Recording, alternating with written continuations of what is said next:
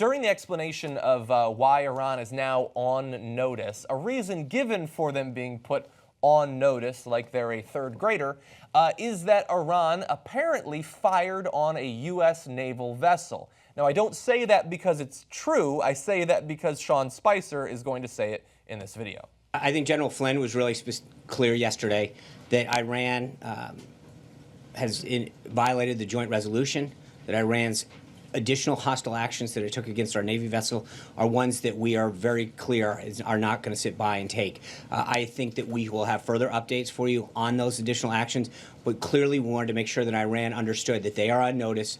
This is not going unresponded to. John. Thank you very much. I'm sorry. Yes. A Saudi vessel. Sorry. Thank you. Saudi vessel. Yes. They thought it was American, but it's a Saudi. Right. That's right. John. Sorry. Thank you. So you gotta keep your eyes open to keep up with the rapidly moving alternative facts. So out of Sean Spicer, official voice basically of the Donald Trump administration right now, Iran attacked a U.S. naval vessel, which is true if by Iran you mean Houthi rebels in Yemen, and if U.S. vessel you mean a Saudi Arabian frigate. And so Iran might have theoretically been involved. We don't know. They certainly didn't perform the attack themselves, but no U.S. Vessels were involved in there. But once again, damn the facts. I'm just going to throw it out there. Hell, if it gets us to go to war again, why not?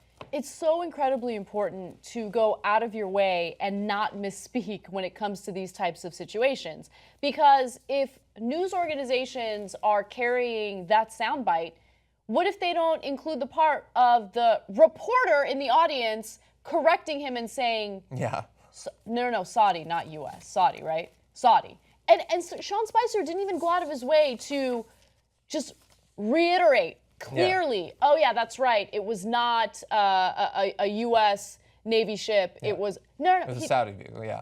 It was a Saudi not sorry moment. But you know, I don't know, maybe it was a weird Freudian slip because Donald Trump does have cozy ties with Saudi Arabia since he has businesses there, right? Maybe they see them as that close of an ally. But wait, what happened to the right wing being livid about our, cozy relationship with Saudi Arabia? Yeah, it's weird. Right? That's weird that all of a sudden they don't care. All of a sudden it's okay. Yeah. Why? There's extremism in Saudi Arabia as well in terms of radical Islam and radical interpretations of that religious doctrine. How come there's no travel ban involving Saudi Arabia? Could it be because there are Trump businesses in Saudi Arabia? I don't know.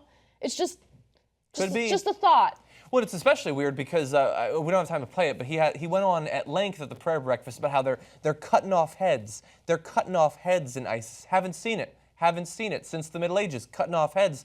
They also cut off heads in Saudi Arabia. Yeah, they do. It's weird. Now, we've criticized the U.S. government for years and years for dealing, especially militarily, with Saudi Arabia. That continues in a slightly new form under Donald Trump.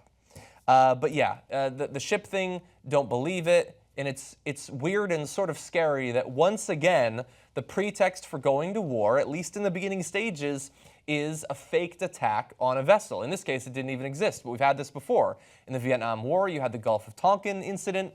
Back in, I believe, 1898, there was a ship that they said the Spanish blew up. Turned out it was just a fire on the ship that blew up its own ammunition.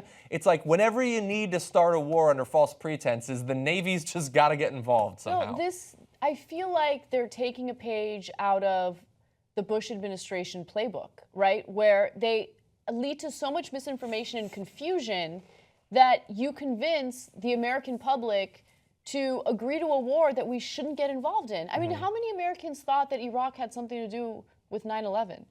It had absolutely nothing to do with 9/11. But the Bush administration specifically went out of its way to confuse the American people, to mislead the American people into thinking going into Iraq would somehow It'd be revenge spread democracy and get. Well, they mostly started talking about that after the war started going poorly. That's true. But in the beginning, it was like, we got to get these suckers, okay? They attacked us. We got to move in.